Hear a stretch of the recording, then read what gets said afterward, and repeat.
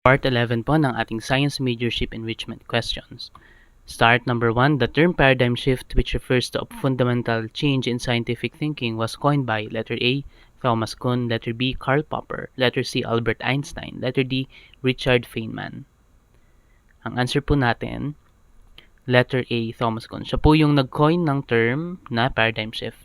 Ay, sa book niya. Si Karl Popper, saan siya kilala? Sa falsifiability. Na nagdi-distinguish ng mga scientific theories from non-scientific theories. Sabi niya, yung mga scientific theories, they can have possible falsifiers. Si Albert Einstein, syempre yung work niya on relativity. A special theory of relativity at saka yung general theory of relativity. Si Richard Feynman, isang magaling na physicist, hindi po siya related dito sa term na paradigm shift. Next, number 2, the first scientist to observe living cells under a microscope was letter A. Robert Hooke, letter B. Anton van Leeuwenhoek, letter C. Louis Pasteur, letter D. Theodore Schwann. Ang answer po natin, letter B, si Anton van Leeuwenhoek. Si Robert Hooke, so dito po tayo sa cell theory. Ano po yung kanya? Siya yung nag-coin ng term na cell. Okay? Saan po niya na-observe? Sa mga dead cork cells. Yun yung in-observe niya. Now, si Louis Pasteur, saan po siya kilala? Sa germ theory. Saka syempre sa pasteurization. Si Theodore Schwann, siya yung nagsabi sa cell theory na all animals are composed of cells. Pero meron siyang kapartner dyan, si Matthias Schleiden. Ano namang sinabi niya? All plants are composed of cells. Paano po natin matatandaan? Schwann, katunog siya ng swan. At ang swan, alam natin animal. Kaya si Schleiden, kay plant siya. Okay? Kay Schwann, sa animal siya. Alright? Next, number 3. The heaviest gas in Earth's atmosphere is letter A. Oxygen, letter B. Argon, letter C. Carbon dioxide, letter D. Radon. Ang answer po natin, letter D. Radon. Kahit trace amounts lang tong noble gas na to, okay, kahit super konti lang ng amount na radon, kahit mas abundant syempre si oxygen, yung mga yan.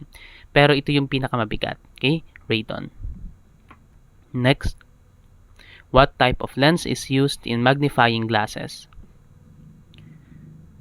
Ang answer po natin, letter B, convex. Okay? Ano po yung itsura ng convex sa mga magnifying glasses? Parang ganyan, kaya parang mataba siya.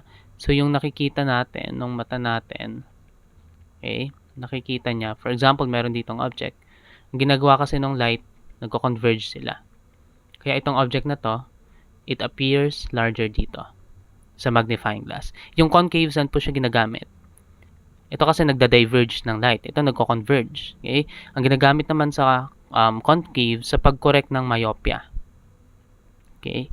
Pag-correct ng myopia or yung nearsightedness. Hindi siya ginagamit for magnification. Ang plane, hindi yan nagbe-bend ng light. Ang cylindrical, again, saan po yan? Sa astigmatism. Astigmatism. Okay? Next, number 5. The first elementary particle discovered was letter A, neutron, letter B, proton, letter C, electron, letter D, photon. Ang answer po natin, electron. Okay? Sino po naka-discover ng electron? J.J. Thomson. Okay. Next, after ng electron, ano po yung next? Proton. Okay? Ang proton kanino yan? Kay Rutherford. Mga 1900s. Okay. After ng proton, sino pong next? Si neutron. Kanino po yan? Kay Chadwick. So, may iba't ibang experiment po sila na nag-lead sa discovery nitong iba't ibang elementary particles or subatomic particles. Ang photon, ito yung sa light. Okay. Ito yung packet of light. Next, number 6. What is the SI unit of luminous flux? Letter A, lux. Letter B, candela. Letter C, lumen. Letter D, watt. Ang answer po natin, letter C, lumen. Ang lux, ano po yung minimeasure niya? Illuminance. Related siya dito sa lumen. Ang unit niya, lumen over the square of meter. So, over area to. Kapag candela naman, alam natin, isa yan sa mga base units, no? Sa SI unit, luminous intensity. Kapag lumen, ito yung answer natin for luminous flux. Ang watt, saan po yan? Sa power. Okay? Next, Number 7, which element has the highest atomic number that naturally occurs? Letter A, uranium. Letter B, plutonium. Letter C, radon. Letter D, polonium. Ang answer po natin, letter A, uranium. Okay? Ang atomic number niya, 92. Ang plutonium, mas mabigat siya. No? 94, radon, etc. Pero kasi, kahit ito kasi plutonium, no? Yung plutonium, tsaka yung neptunium, yung mga yan, nag-occur din sila naturally. Pero kapag kasi highest atomic number that naturally occurs, ang kino-consider natin, yung nag-occur in significant and stable amounts. Okay, kaya ang answer po natin dito, uranium. Next, which part of the brain is responsible for regulating body temperature? Letter A, cerebrum. Letter B, hypothalamus. Letter C, medulla oblongata. Letter D, cerebellum. Ang answer po natin, letter B, hypothalamus.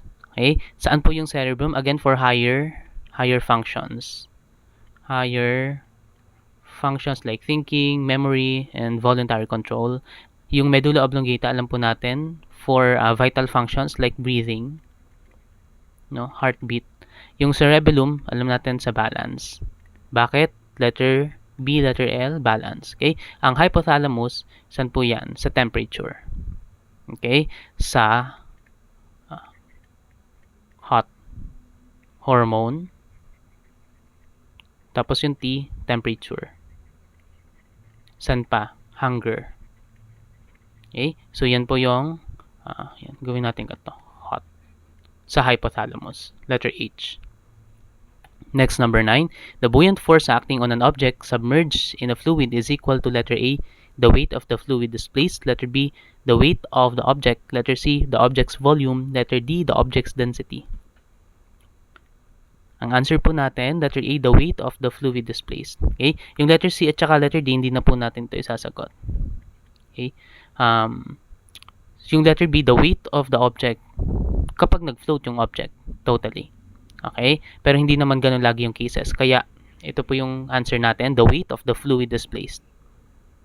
Next, number 10, a mirage is caused by letter A, reflection, letter B, refraction, letter C, diffraction, letter D, interference.